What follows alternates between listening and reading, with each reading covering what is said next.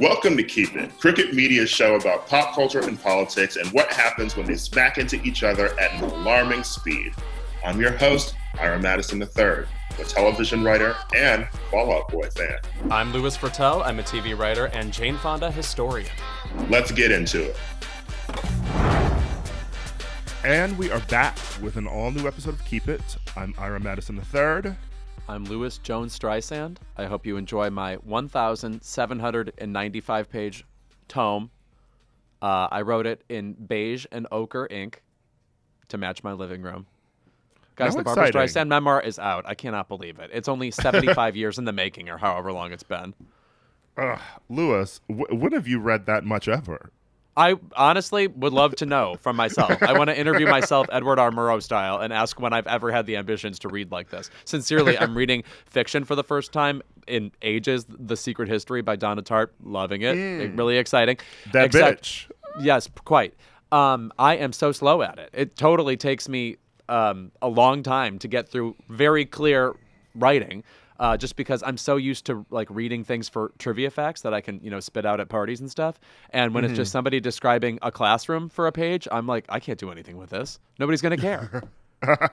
It's interesting. She went to college with Bret Easton Ellis.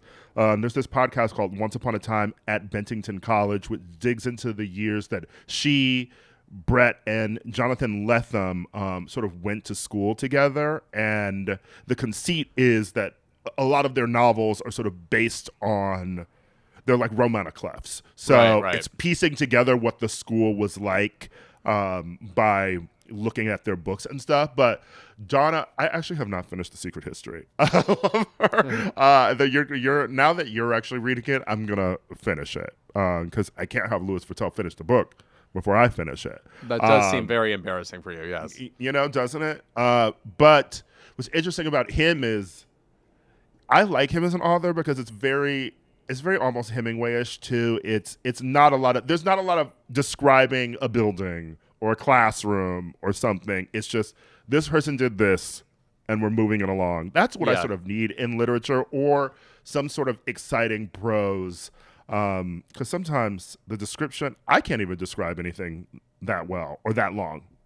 No, right. I mean, well, Bret Easton Ellis just has a general kind of bastardliness in his writing that's obviously addicting. So that's fun. Donna Tartt, more classically prose-oriented, I'd say. But I'm enjoying it so far. And we will get into Barbara's gigantic tome next week. I mean, literally, like about 10 years ago or so, I interviewed her on a junket for the Guilt Trip, and she talked about writing it then. I mean, this is so long in the making. She's also somebody who really likes reflecting on the past, I think. Like, she has her own sort of, I think it's hard to get, I'll say vulnerable moments out of Barbara in an interview, but she's somebody who I think has a really good memory for like her incredible career. I'm obviously excited to reinvestigate it. I mean, I sincerely, about Barbra Streisand, if her career only lasted from the time she made her debut on Broadway in I Can Get It For You Wholesale, which is 62, when she's like 19 years old, to before Funny Girl, the movie, comes out, as in before she even gets to a movie career, she would still be a Kennedy Center honoree. I mean, it's crazy that she became that legendary so fast before she even had all these other legs of her career where she became rock and roll Barbara or disco Barbara or became an incredible director. We just talked last week with Allison Williams about how there's this viral clip of her going around directing Mandy Patinkin and Yentl. Please watch that if you haven't. It's really exciting to see. I need multiple chapters on Meet the Parents and Meet the Fockers. Yeah, right. Wait, who convinced her? I'm very interested in who convinces Barbara to do things, because she's so, what if I stayed in my Malibu home for the next 10 months and just did nothing, She's in The Little Fockers. Right. The third in the walking the trilogy. dogs. Yeah. Yes. People forget that's a trilogy. Tolkien has not. Trust me. Ben Stiller was really gagging the girls in the 2000s. Quite. Still it. I mean, Escape at Dannemora. I mean, honestly, he's not quite can't miss, but on pretty close to camera, it. though. On camera. Right. Totally. I don't know if he's in Escape at Dannemora because I'm never watching that, but I do believe that it's good from people that I've heard. What a pop culture connoisseur you are. Yes. Have you watched Escape at Dannemora? So no, I have not. I have to say, yes. See? Even though we love Miss Okay. Arquette. We love Miss Arquette. See, the non-watching mirror has two faces. Ira and Louis. Oh, God. Unfortunately, that was good. One last thing that I'm looking forward to in this memoir. I just saw a CBS Sunday Morning interview with Barbra Streisand. Of course, she does one of those. And something she talks about is being extremely detail-oriented, as we all know about her. I hope she gets into the nitty-gritty about, like, some details she couldn't let go of on the set of some movie. You know, like how in the main event with Ryan O'Neal, she was just like, I think the boxing ring should be more cerulean and less sky blue, or whatever. I want to get into her fixations on aesthetics that she cannot let go of, that seem to dictate, like, why she loves her house so much is because she's made every choice very specifically. That's why she lives in this strange mall zone. So I hope we explore that some more too.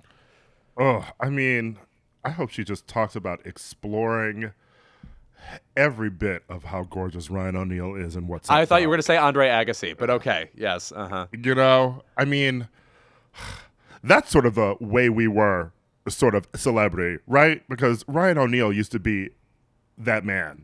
And now if I saw him on the street, guess where I'm walking? The other way. If I saw him dying of thirst, I would let the vultures have their way with him. All right. Hope you're doing all right. Yeah. This week, we have got a return guest. We have Danny Pellegrino coming back to the podcast to talk about his new book, his new memoir, essays, The Jolliest Bunch, Unhinged Holiday Stories. I want to say about Danny Pellegrino, I think he's the only guest we've ever had who is like an exact Venn diagram midsection between you and I. Like, it's truly the Bravo world and then the, like, 90s, like, actress nostalgia. Like, both really combined. Yeah. The only thing I watch is Bravo these days. Right. You no, know? you know nothing else. Right. Yeah. You're stupid. Actually, I have been watching some other things, and we are going to bring back our What We've Been Watching segment. Ooh. So we can get into the things we've been watching that we haven't really brought up on the show yet.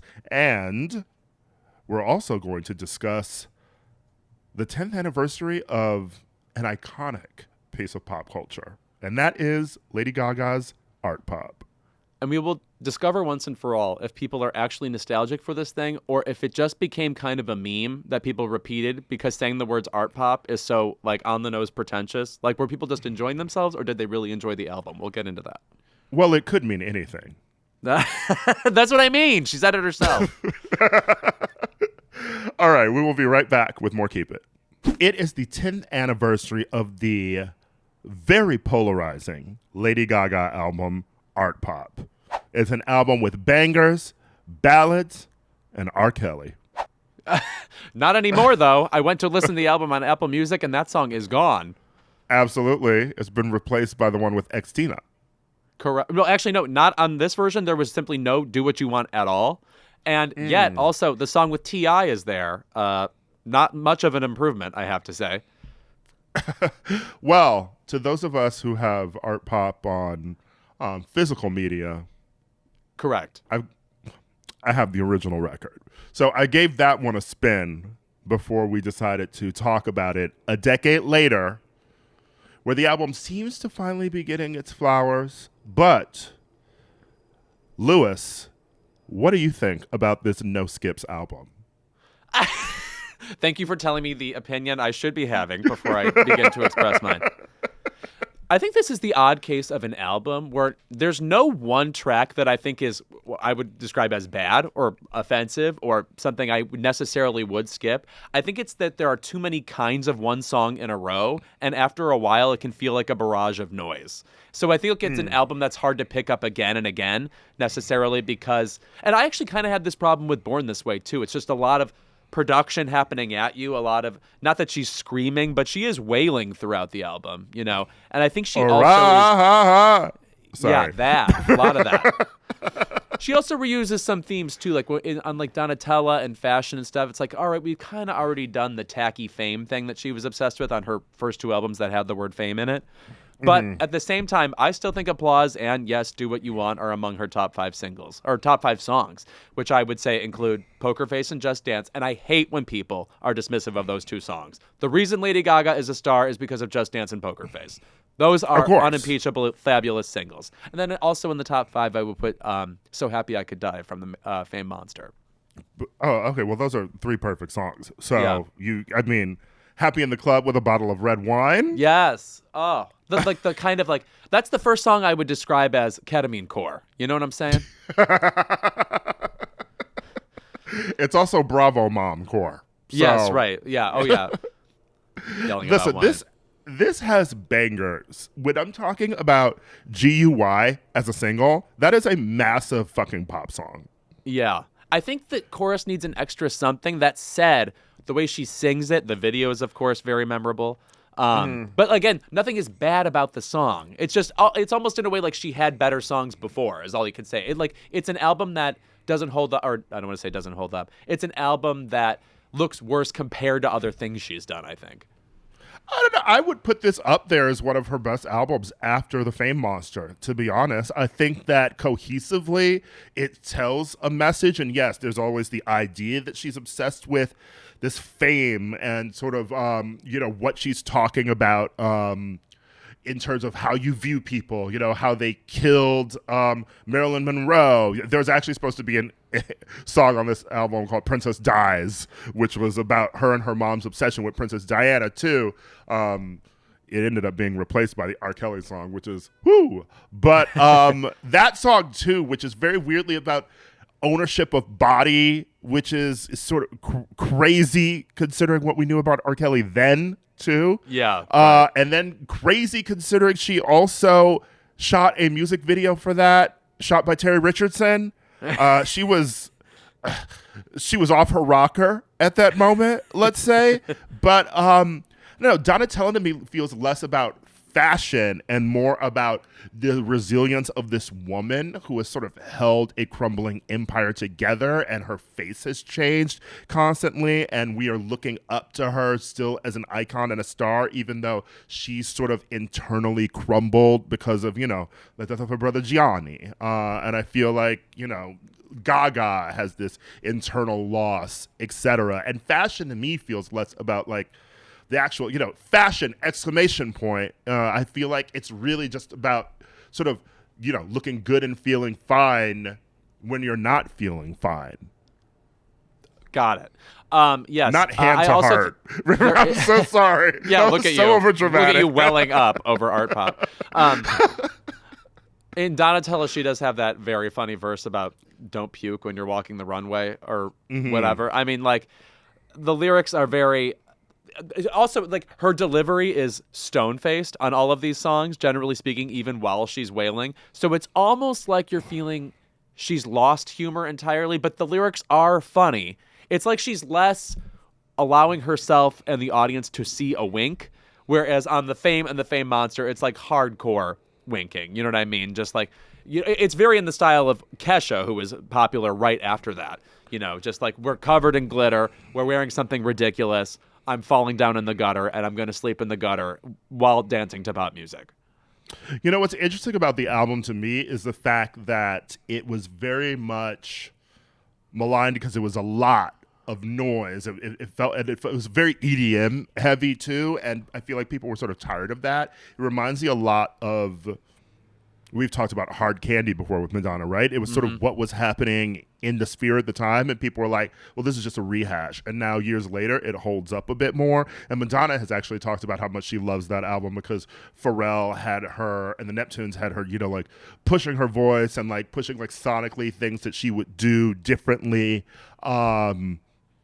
than she ever had with any of her previous collaborators. And I feel like when you think about this album, and I think about this quote that Lady Gaga gave on it at the time of the release, how, she was channeling Andy Warhol, but instead of putting pop onto the canvas, we wanted to put art onto the soup can. And I think she wanted to make the inaccessible accessible.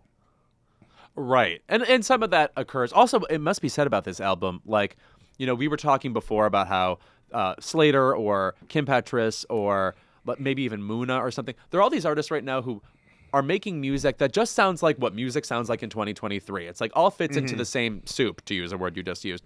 Artpop and Lady Gaga in general, it must be said, have never been beholden to any trends. That's sort of an interesting thing about her. Like when that music came out when the Fame came out in 2008, 2009, we were not clamoring for hard pop banger things. Like that was pre-Teenage Dream. That's, like we did have kind of like Pussycat Dolls before then, but obviously we had just gone through a giant emo period. We'd just gone through, it was a very Flo Rida centric era, like hip hop and pop sort of melding with rap in it.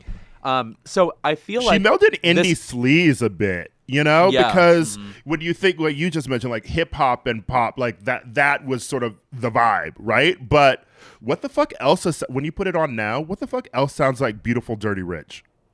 No, right, exactly.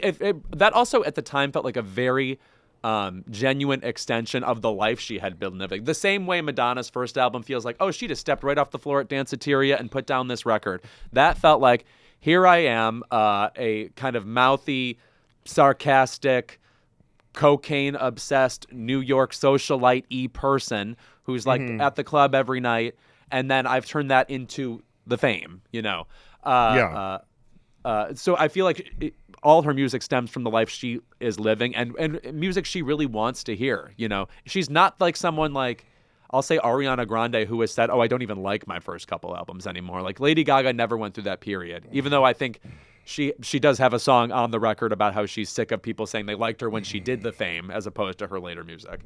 It's interesting to even think about the conversation around like it used to be that Gaga's pretentious, right?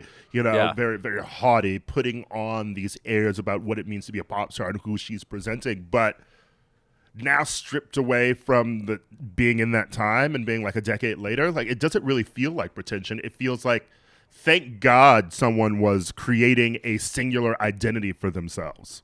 Yeah, right. No, it's just that's not really on the docket necessarily anymore. It feels like all music is designed to be put into the same Spotify playlist so that there's not any pangs or vibes outside this very narrow lane people want to stay in. And Lady Gaga is like still singing at the top of her lungs or throwing in references that people don't necessarily know. You know what I mean? She's not somebody who's putting out a music video and the theme is Mean Girls because everybody's heard of it. I don't mean to be shitting Ariana Grande this hard. I really don't. But yeah. Sounds like I hate her. I don't.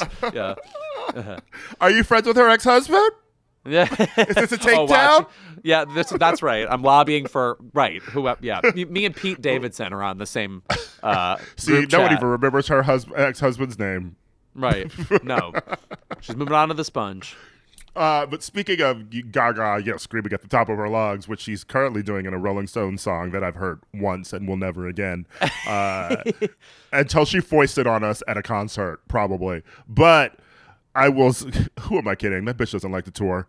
We'll never hear it again. I will say, lastly, about this album, a lot of people try to comfort the song "Dope" as a throwaway, as we're skipping it. But I think that also utilizes one thing Gaga really does well. When she is singing a song, a ballad, whatever, what she does with her instrument is so fucking interesting and exciting. And I just find like the way that she sings the chorus, the way she goes into the verses, comes back out of them is so sonically interesting to me on that song. And I feel like she always tends to do that on a song. She's always zigging when you think she's going to zag. And I think that is what can make a song that would sound boring in the hands of anyone else just singing it, Mm-hmm.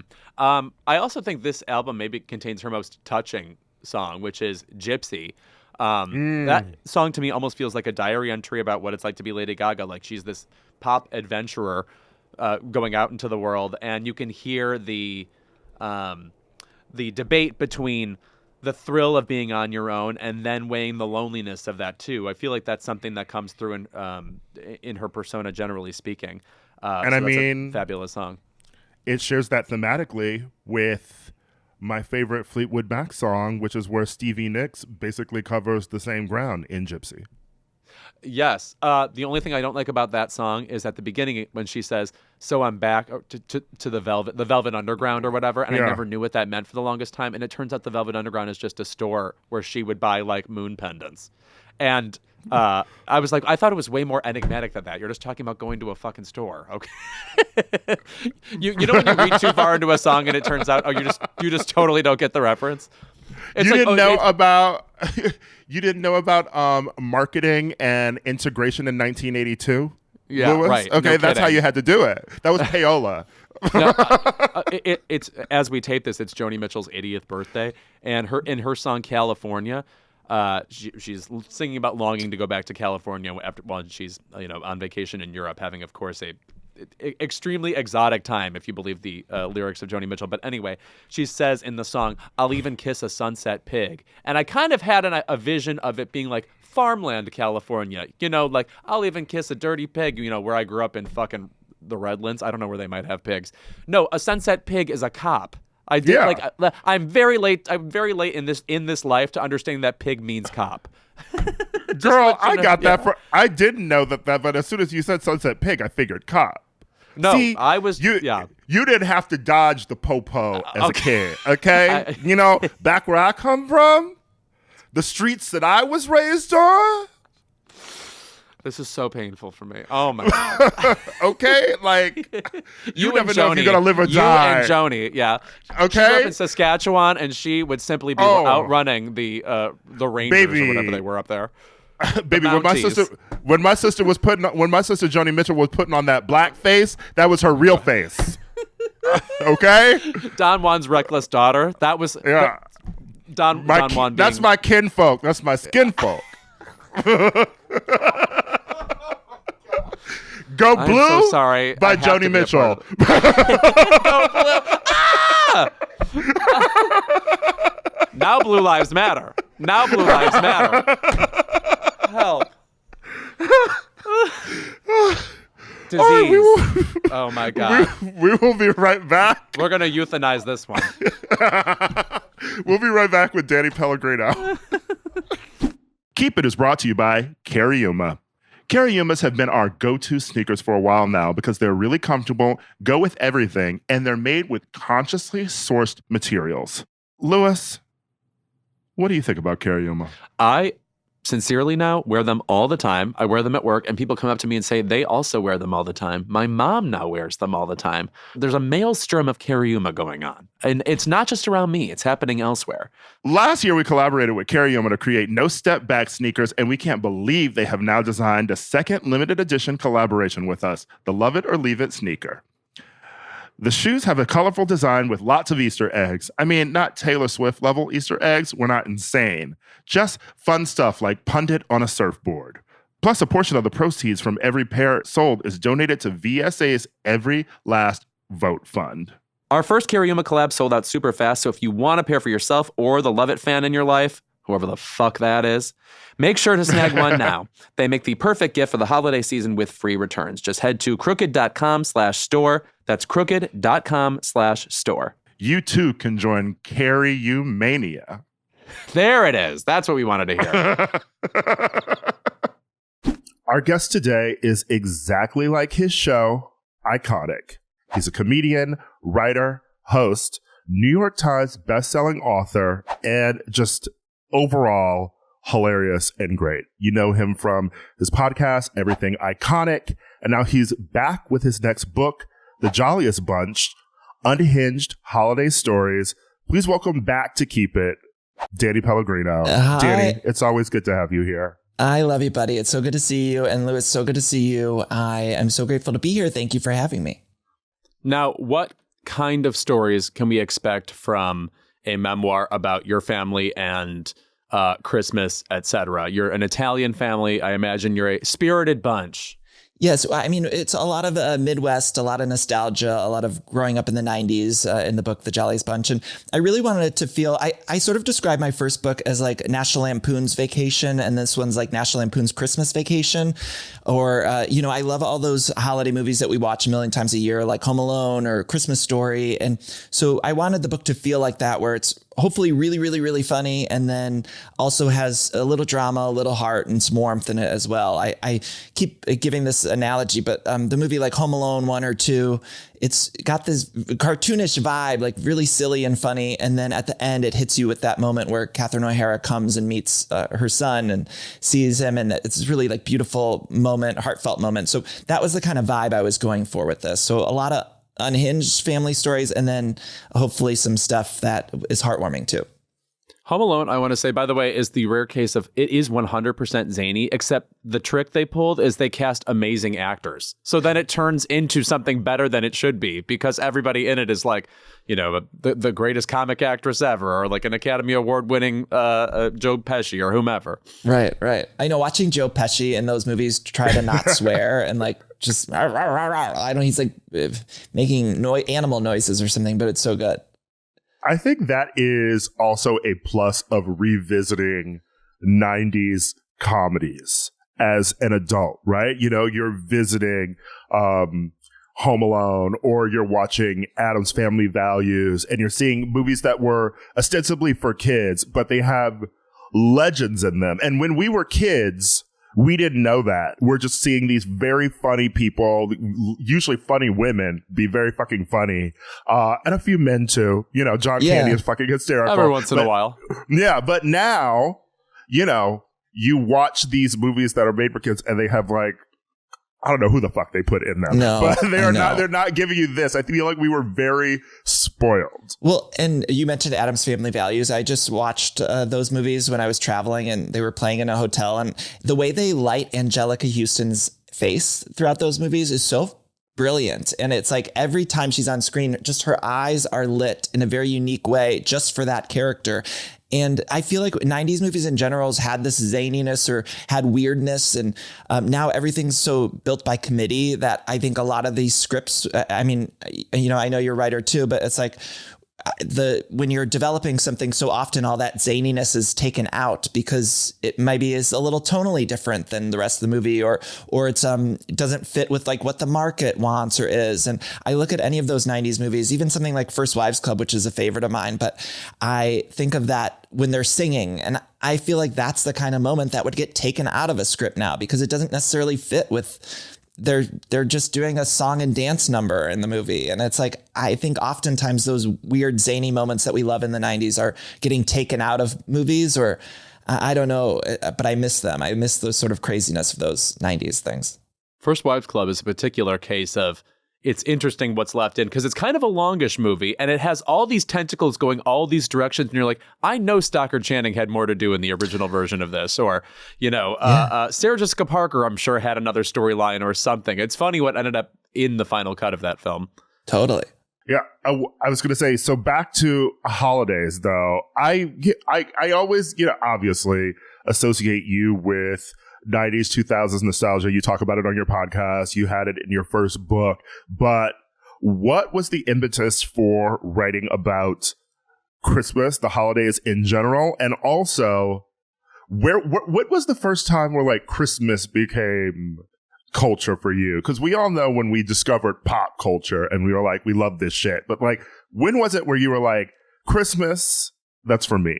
Well, I've always loved Christmas. I think I came from a family where my mom in particular always wanted to have that perfect holiday for the kids. So even when I was really young and we didn't have much money, my mom still did like everything she could to bake the cookies and to do all those kind of like traditions and make it as special as possible for my two older brothers and myself. And so I always loved it. I remember the moment that my older brother, actually, he got the Mariah Carey Merry Christmas album. I guess it was 94 when it came out. But I so vividly remember him getting that album and like me stealing it. And we would listen to it. My mom and I would listen to it driving to the mall in Northeast Ohio, like over and over again. And so I think she's now known as sort of the Queen of Christmas. But I can so vividly remember getting that album and just being blown away by it. But I've always loved the holidays. And when I was writing my first book, there were so many, I was loading it with these stories about growing up in family. And I noticed there were a lot of holiday stories because I think the holiday season is so filled with emotion and chaos and everybody's trying to keep it together. And obviously the more we all try to keep it together, the more those threads all fall apart. And so I noticed there were so many of these stories. And so my dream when I wrote the first book was that I would be able to then write this one. And so I saved some of the stories that I was writing for the first book in hopes that I would be able to do this. And I love David Sedaris has a holiday collection, or there's a book that the Christmas Story is based on. That's like a collection of holiday family stories. And so that was the dream of like being able to do that, because I like picking up those books every year and rereading them. And I hoped that was the dream of like putting this out, and then hopefully throughout the years, people can pick it up and read a chapter or two, and then or reread some thing that they like from the book. And so that was always the dream. But I always love Christmas. I've had a holiday movie podcast for 5 years now that I do with my friend Jenna, where we recap a lot of like the TV Christmas movies and these big Christmas movies. And so I don't know, I've always just loved the holiday season.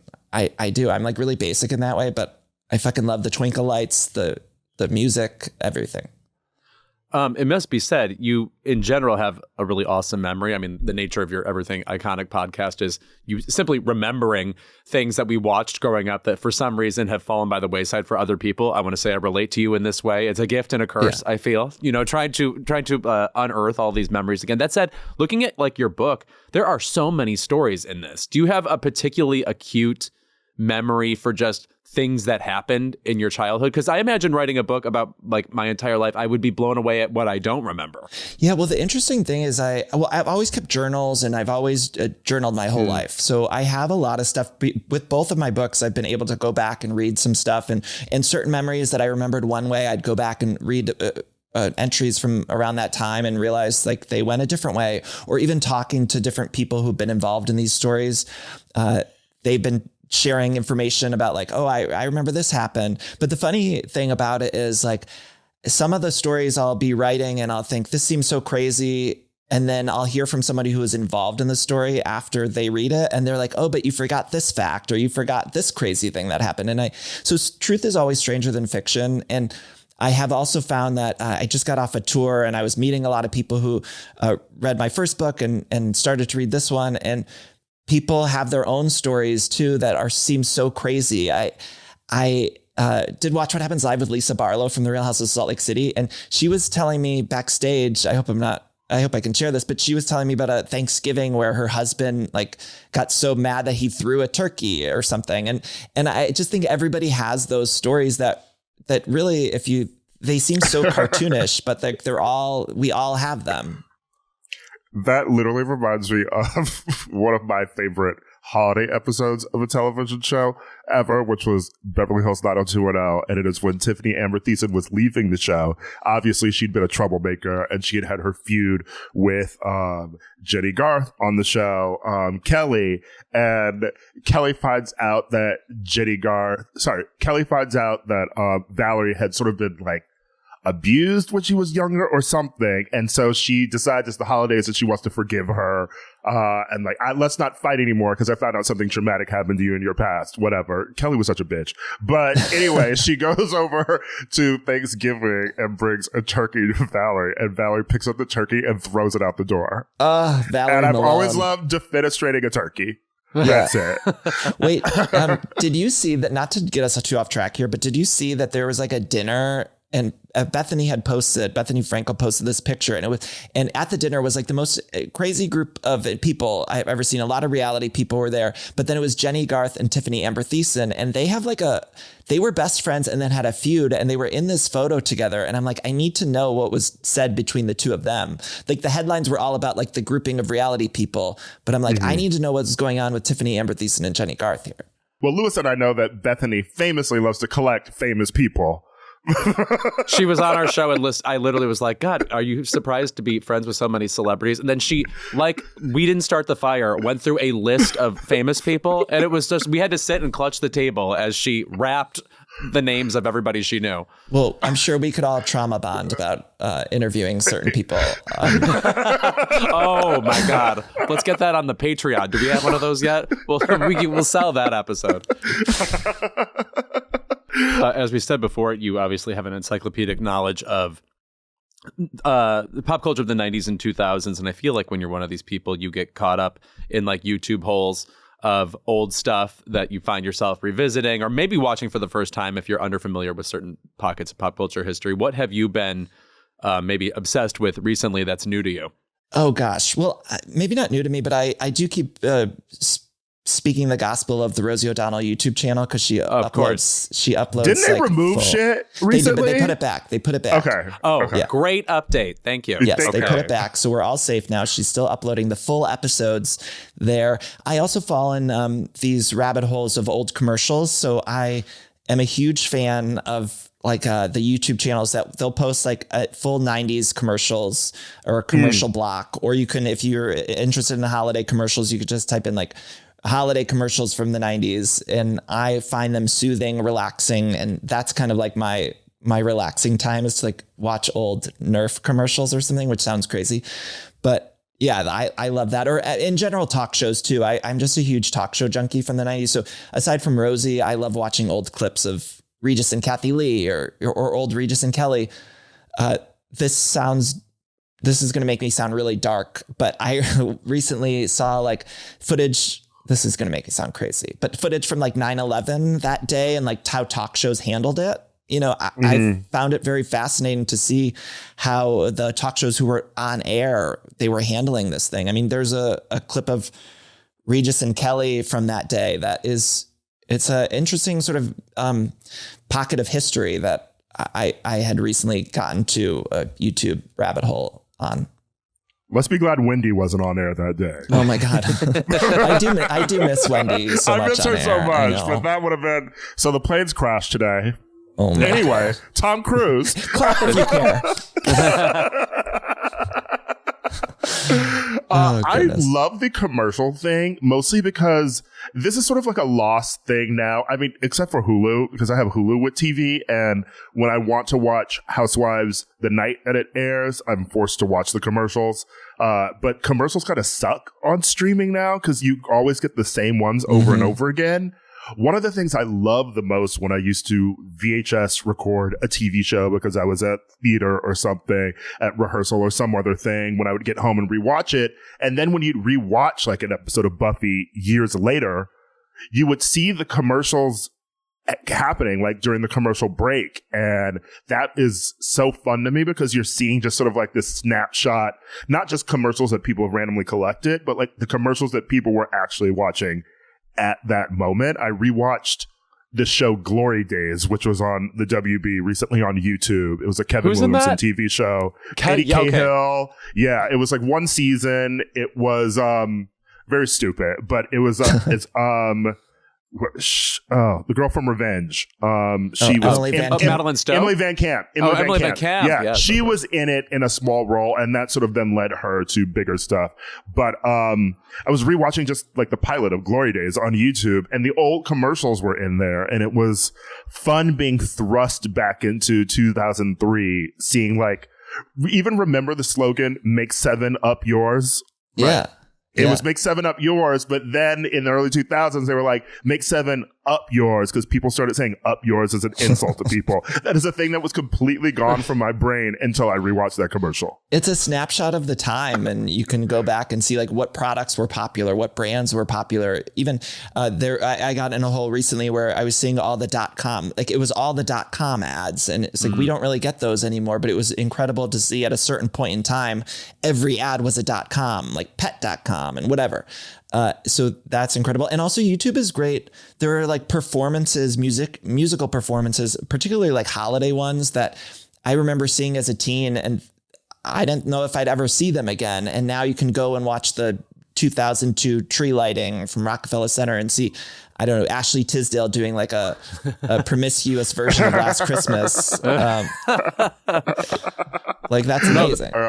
No, there was a point once upon a time where we never thought we would see these things again. Like like to this day, I have this vision of Luciano Pavarotti and Vanessa Williams on SNL doing some sort of holiday performance. I'm like, that can't be real. But then of course it is. And you can revisit that. I want to say about commercials specifically, I think for me, those were the most important sort of conduit to get into the holiday season, because one thing you looked forward to, even if you weren't buying anything, was going to a store and seeing everything set up for the holidays, and commercials got you sort of amped for that. So in a way, like that puts me in the spirit more than any episode of a TV show does, which feels a little bit more like Well, they have to do a holiday episode, you know. Right. Just like the commercials really set the tone for me. The Hershey's Kiss commercial Yes. is one of the most flawless ads of all time. Like they've been able to reuse it for decades now.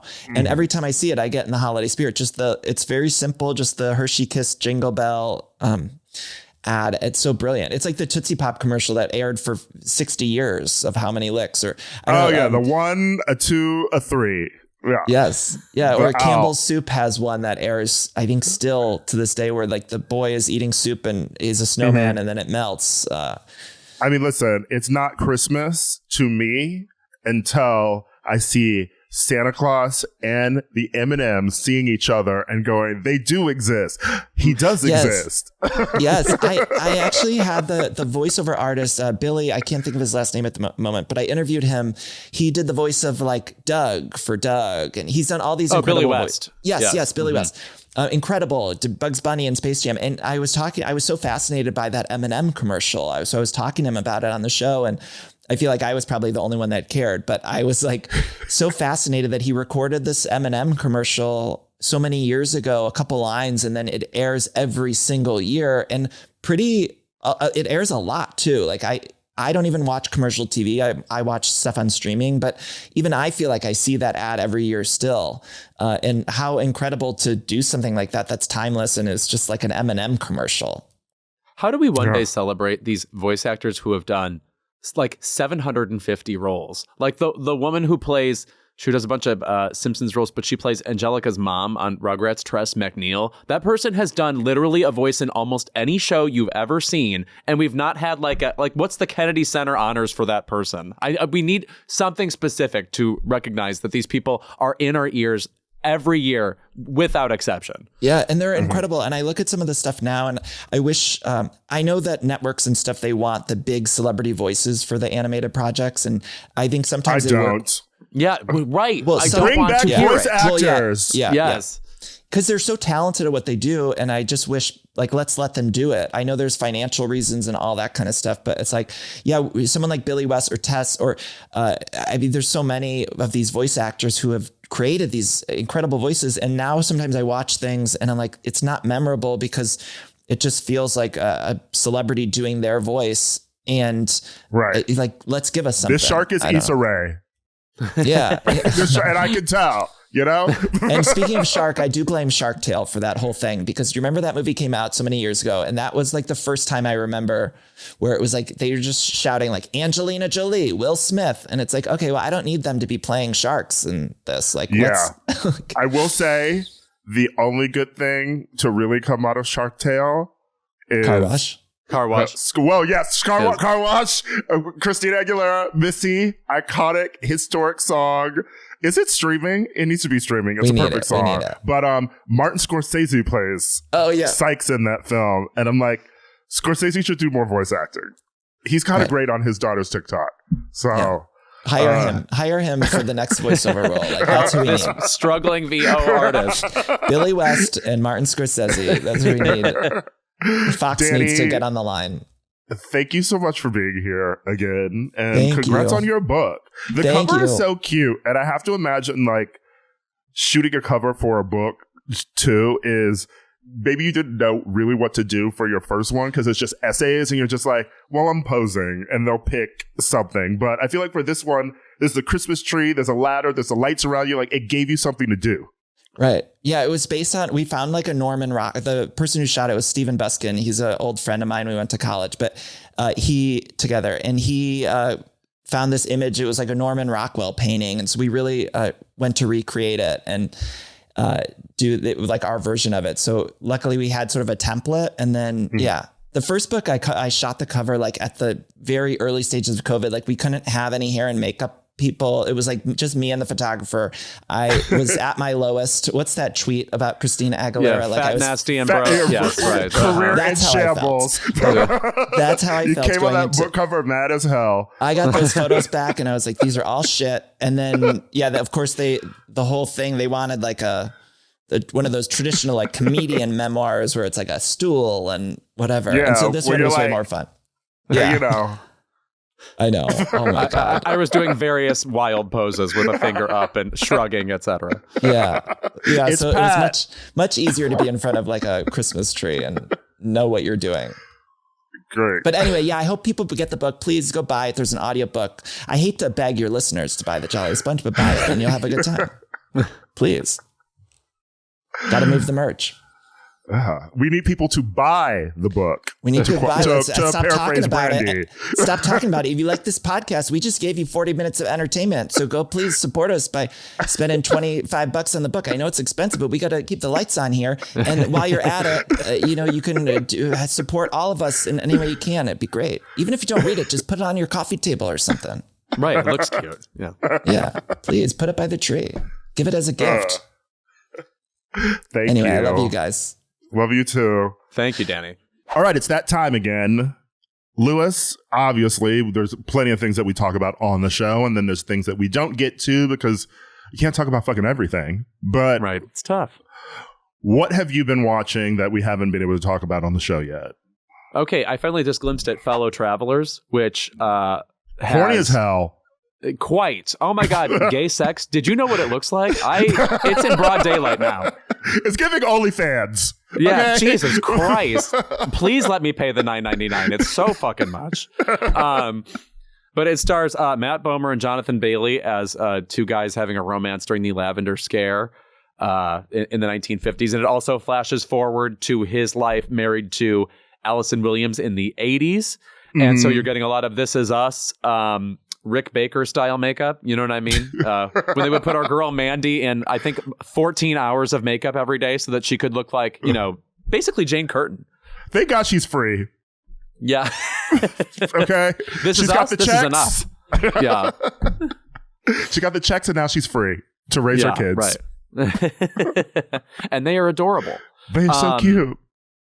But anyway, I am craving this kind of series because we're always talking about how we want to see gay romances that aren't like culminating in, and did you know AIDS happened? Or did you know that they both have internalized homophobia? Not that you're not getting that in this show, but this is a very Carol looking TV show. You're getting the spick and span Mad Men gloss of the 1950s and the kind of sinisterness that we associate with that too. And some spy element, not too heavy. It's not giving the Americans, although I would fucking gag for these two in a gay version of the Americans. Because first of all, Matt Bomer in White Collar was great. And Jonathan Bailey is basically already giving you Kerry Russell and Matthew Rhys in the Americans in this because, girl, this wig he's wearing, is that his hair? Whoa. It's giving wig. Yeah. I have a theory of everything about that wig, and it's not a good one. The wig and the glasses, I'm just like, baby, you're ready to go poison some Russians. Yeah, right. No kidding. I'm excited for this show because Matt Bomer, I think, is perfect for this show, and not just because he is the spitting image of the Don Draper type you expect to see on the show, but also you rarely get into, the depths of Matt Bomer. He's good at having that kind of concealing what is going on in his head thing. And I think we haven't, I'm not a White Collar super fan as you are, but I'm excited to see what he does with a role that's this fraught. Yeah, and also, not to be all sentimental or anything, but you can't help but feel sort of like proud of him in this because he's good. Right. He's good. And I remember, the era where did you ever expect to see Matt Bomer in things? He came out and it was, okay, we're never going to see that faggot again. Right. And we enjoyed him, of course, in things like The Boys in the Band and stuff. Yeah. But to get finally to this point. Yeah. Yeah. I think he's like one of the hardest working actors just currently in Hollywood right now. And it's really nice to see him in continued roles that are play to his strengths. And showing that he's just a really fucking great actor. Also enjoying the dynamic between him and Allison Williams. We obviously couldn't talk about the project last week because we're SAG members and we don't want to end up in jail or whatever. But because seeing those two studios interact, because the studios want to use every dead person's likeness now. That's currently where we're at in the SAG strike, by the way. But Yeah, he is great. Allison Williams is great in it. There's a lot of great supporting characters in it too. So I loved the scene in the speakeasy. Yes. Also, again, just visually stunning to look at. Almost maybe the flaw of the show is it seems like they spent maybe a little bit too much money on keeping everything so shiny to the point where you're almost jarred at how nostalgic looking the show is meant to be. But by the way, speaking of the 1950s and homosexual repression or whatever, I was just reacquainted with a story I had totally forgotten about. Did you remember that Rooney Mara, or sorry, I think it's Rooney Mara actually, we say that incorrectly as a culture, refused repeatedly to be a part of Taylor Swift's squad because she's just a private person or something? That story was thrown in my feed recently. I have never believed a rumor more. Can't you just picture her being like, God help me, please get this blonde woman away from me? It's so right. Apparently Taylor was obsessed with her after seeing her in Carol or something, which is maybe one of the cooler things about Taylor Swift. That I concur with. Yeah, well, you know, I'm sure the Gaylors are excited about that. You know what a Gaylor is? I am, well, they're mentally ill people, right? What's going on there? Obviously. They're, 13 flew over the cuckoo's nest. Or yes. But they're the queer fan base of Taylor that has theories about her relationships with women, particularly like Karlie Kloss and these people. So I'm sure there's a lot. I'm sure the message boards are heating up. Right. And they're sitting there in their adult Disney costumes, typing away. Yeah. Okay. Portrait of a message board on fire right now. So they are the fanfic about Rooney Mara right now.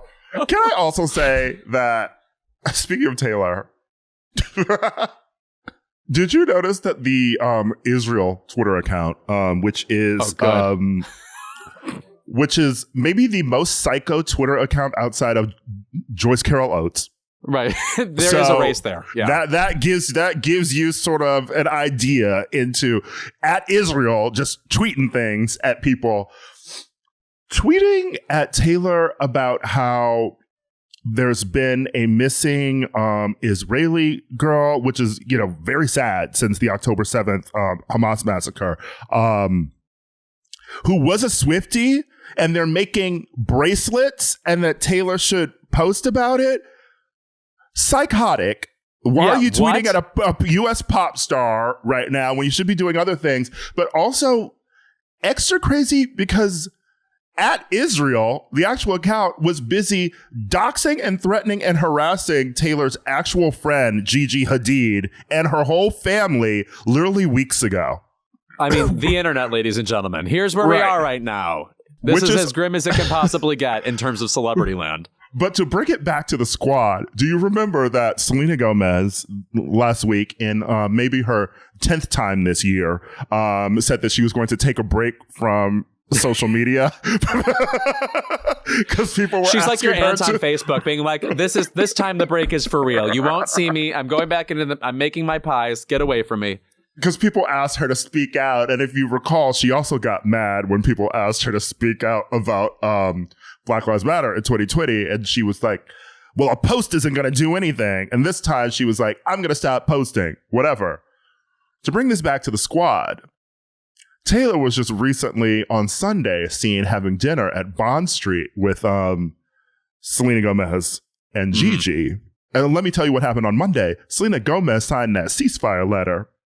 So, Gigi came into this dinner and she was like, girl, let's have a chat.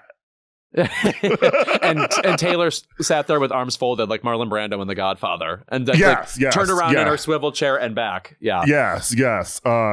She was like, I'm not in it, but you need to sign it, Selena. They don't expect me to.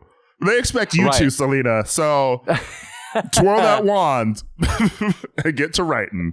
Taylor just got another #1 album with the Taylor's version of 1989, by the way. Did we not talk about that before? I guess we should say something about that. There aren't too many versions on this. Yeah, I know. It's just not like there's nothing about the 1989 album that I feel like really gains from being remade. It's like already electronic sounding anyway. Like you can recreate it, and she still sounds like that. Like her voice still sounds like that. So it's the Jack Antonoff songs sound fucking stellar. The recreations of the Max Martin stuff. Yeah. By the way, Max Martin, have we said this? This man is only 52 years old. He's been around for like 100 years, like remixing, doing like Robin and old Britney and stuff. Yeah. He's like a wonderkin. Again, for the third time this episode, I'll say it. Kennedy Center honors when. Come on now. For Max Martin, absolutely. Please, let's. Last That's thing a I'll say medley about, I'll see. That's a medley I'll watch. That's a problem they have at the Kennedy Center honors. You know, like you give an award to Meryl Streep. It's like, what are we going to fucking watch? Like a Silkwood recreation? Okay, I would watch that, but not everybody would. A live Ricky and the Flash performance. Girl, I will be there. Please, I'll play Sebastian Stan.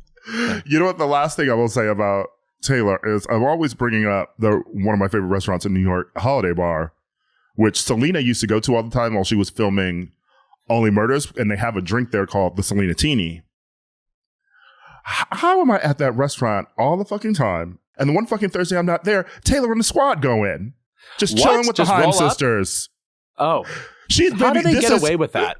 This is giving the 1989 rollout is really, I love how for each era she sort of revisits that era because she's dating Travis Kelce, a big celebrity right now. Yeah, and also New York right now is anytime I step out, there's a chance I could run into the squad.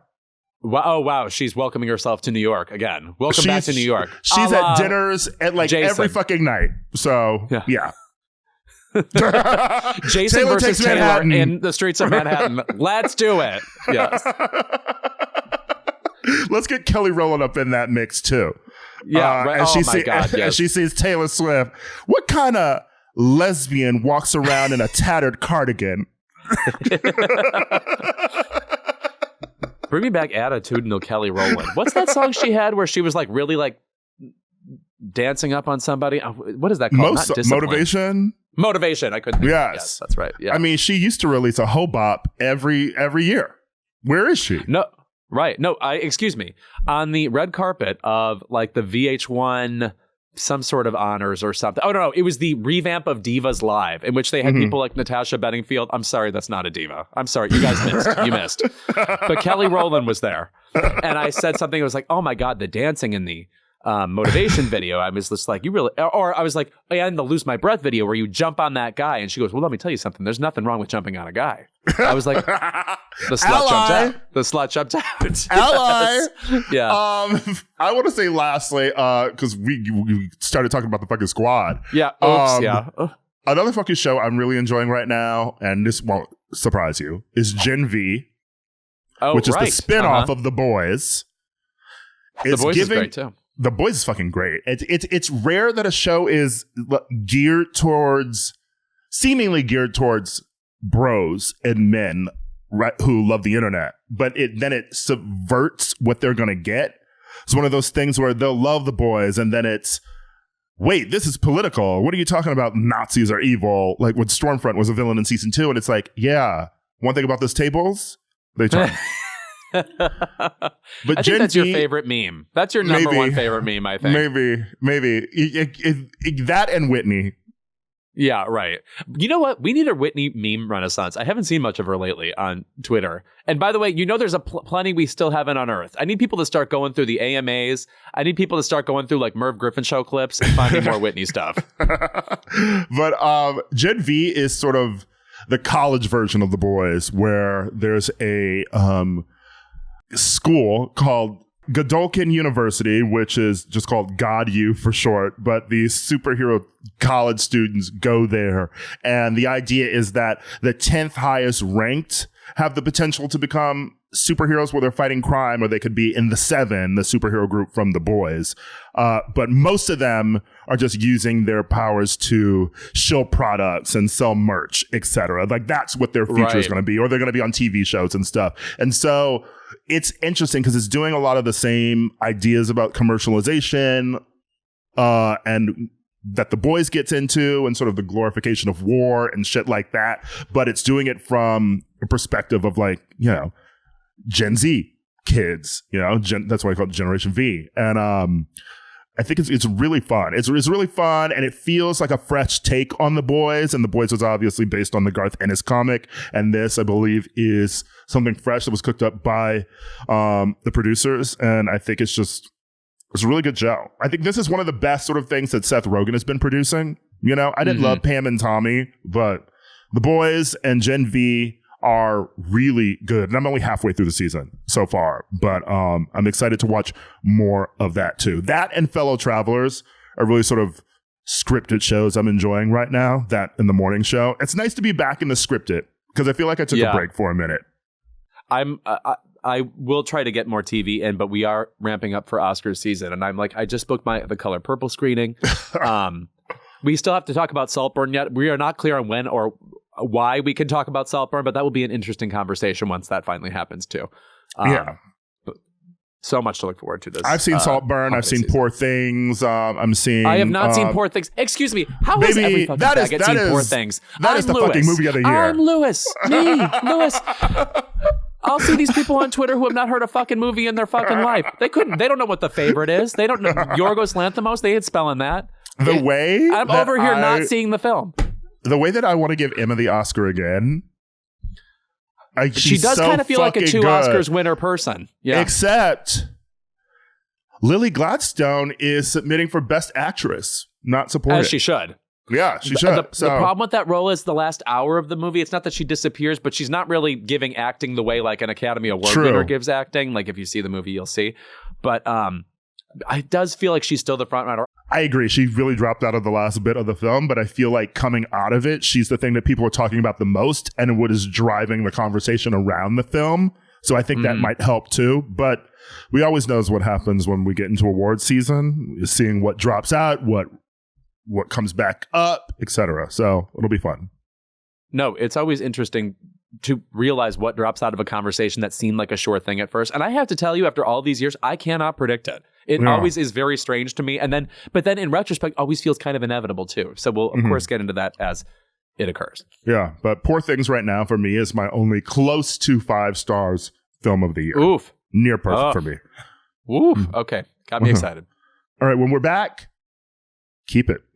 And we are back for our favorite segment of the episode. It is Keep It. Lewis, what is yours? This is a half keep it because I'm still excited for this thing, but now there's an asterisk on it. So as you know, Kylie Minogue, her residency just opened in Las Vegas. We've never brought up this person on the podcast before. This is her debut right here. Kylie Minogue, welcome to Keep It. I'm seeing her in December. You know what, Lewis? You did not mention Madonna once last week. It's never been done. You know I'm experimental over here. I love trying new things. You brought her up this week. It wasn't even me. So anyway, Kylie's going to Vegas soon. I'll be seeing her in December. Very excited about it, except for the fact that, one, I'm obviously avoiding the set list. Please don't show me the set list. Don't tweet at me the set list, whatever. I'm sort of weirded out to realize that the show starring Kylie itself is actually only 75 minutes long, and she comes on at 11 p.m. after a long sort of burlesque circus type show. Now, okay, I get it. It's Las Vegas. You want to see some spectacle. Tassels are a part of the whole thing. You know, people like writhing through a hula hoop is something you have to watch if you're in Las Vegas. But at the same time, if I'm paying to see a Kylie Minogue show and Kylie Minogue's only doing 75 minutes, I don't think she was square with us from the jump.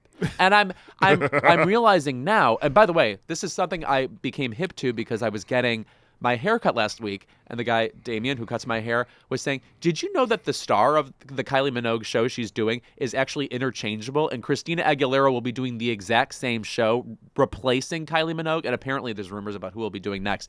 But the point of the show is it's a standalone show that they then insert a star into and let them do their songs and sort of choreograph. The pre-existing choreography sort of wraps around these artists.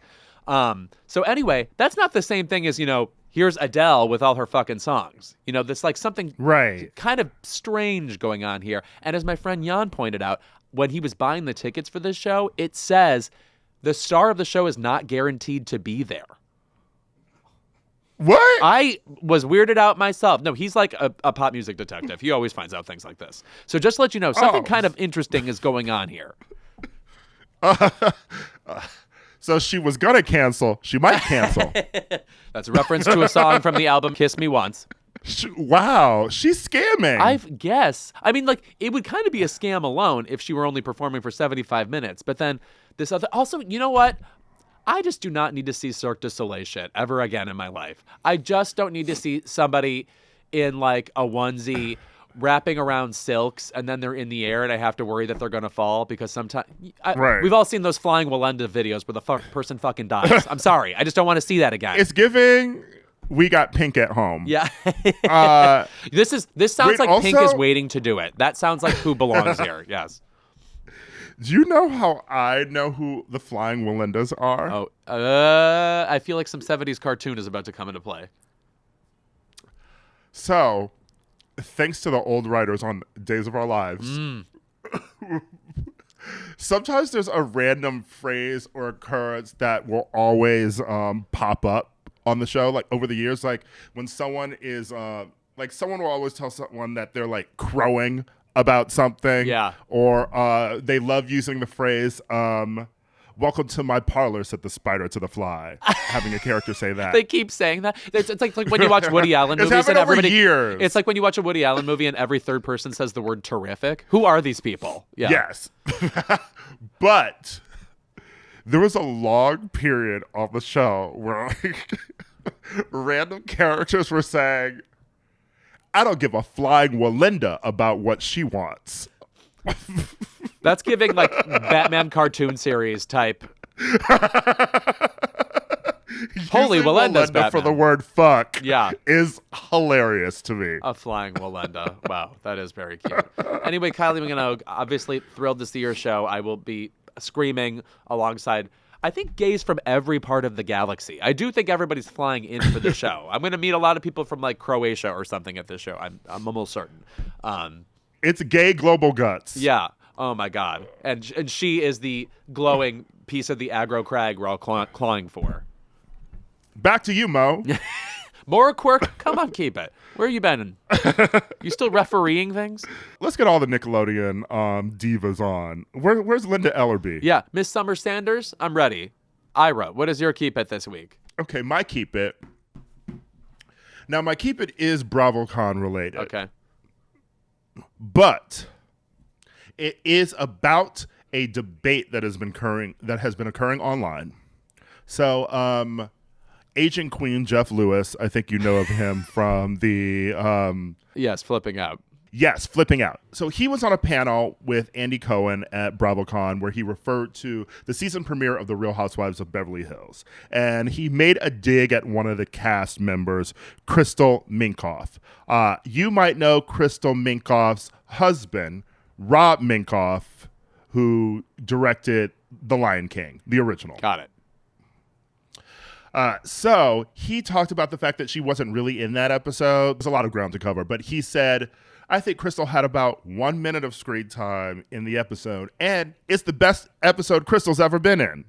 Okay. A little rude. To which she responded on the carpet at BravoCon with, yes, I texted him and he apologized for it, but I said, it's fine. He's just a cocksucker. You never hear cocksucker really- anymore, aside from Tiffany Pollard. We got to get into that. Yeah. And then she said, you know, his problem is he really wants to be a housewife, but he'll never be one. Of course. I think that's just true, right? You Yes. certainly acted the part of one on that show. So now you can imagine that this led to discourse from people writing things like, to those defending Crystal's pejorative use of a homophobic slur that's commonly used violently, I'm sure Matthew Shepard heard that slur Help me, several God. times in his final moments. Is that what he heard? To normalize its use as an insult by straight people is deplorable. First of all, cocksucker is a hilarious insult. Yes. 2, no one hate criming you is going to call you a cocksucker while they are beating the life out of your body. Because let me tell you something. Cocksucker does not roll off the tongue like faggot. Yeah, right. It's 2 That's syllables. why we invented that word. Right. Mm-hmm. Right. Cocksucker there's art to that word. It's 3 syllables. That is why you hear it. That cocksucker is 90s mob movie. I'm going to say it's mafiosos lingo, okay? talking to each other. Yes. I'm not saying it's like Okay. pro-gay language or anything, but I am saying like lay up. Also, it's like you don't need to fucking bring up Matthew Shepard to validate your fucking argument. It's like tacky as hell. And even if you weren't bringing him up, I'm sorry, I'm just not going to be offended by that word or by a cis woman saying it. It's ludicrous. It's an insult. It's a funny insult. It's not really one that I feel attacked by. I would also just say, watching her say it seems like she has gay friends, and it's just like something you would say, like, oh, that cocksucker. You know what I mean? Like the way we would say that faggot or whatever. Yeah. Bring it back. Right. No, well, I mean, it was sort of brought back in that Tiffany Pollard clip where she's on House of Villains and she's looking at Omarosa, and I guess Joel McHale gives her a moment to say something. And she says, excuse me, Omarosa, you're a, what are the exact words? You're a cocksucking, cum-guzzling Republican cunt. Now, let me say something. The woman is very funny. And the way she just says it, stone-faced to Omarosa, who is speechless, for once, thank God. For that alone, Tiffany Pollard deserves the Nobel Prize. I will say. I'm happier. And I sleep better knowing you're not in the White House. Okay, but that's where I believe she flopped. Because nobody was losing sleep because Omarosa was in the White House. In fact, she should have made fun of that, the fact that Omarosa had a desk in the White House so that Trump could, pretended he knew a black woman. The fact that she did that makes her the patsy of all time. I wasn't worried she wasn't going to, sign bills into law or whatever. Well, you never know. Yeah, yeah, up is down over there. Actually, she has a bunch of government secrets in her apartment. Okay, yeah, right. And her Mar-a-Lago should be raided sometime soon. But yet, I felt like she almost had an A+ moment, but it started as an A+, then wandered into B-. And I will say, now I'm wandering away from caring about House of Villains because New York was voted out in that episode. So why am I still watching? I call this Miss Vanjie syndrome. You know, you have the person do an interesting thing and then they go immediately, and now it's like, wait, what are we doing? I was all excited for that. I don't need to watch Johnny Bananas on another competition show. I'm sorry. When you say the word Johnny Bananas, I am immediately fatigued. I just, I have to sink into the couch. Johnny Bananas, still out here being bananas. I'm going Johnny Bananas. Oh, my favorite, Dick Tracy soundtrack, B-side. All right, this was an episode. Yeah, wow. Thank you, too. I learned a lot, and hopefully I'll forget a lot.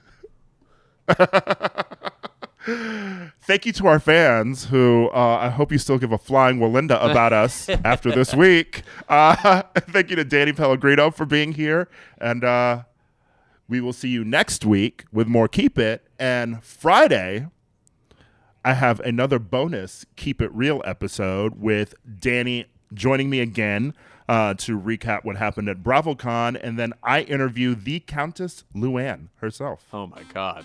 I'll tune in and tremble. I'm trembling already. You know we did a duet. Oh, God.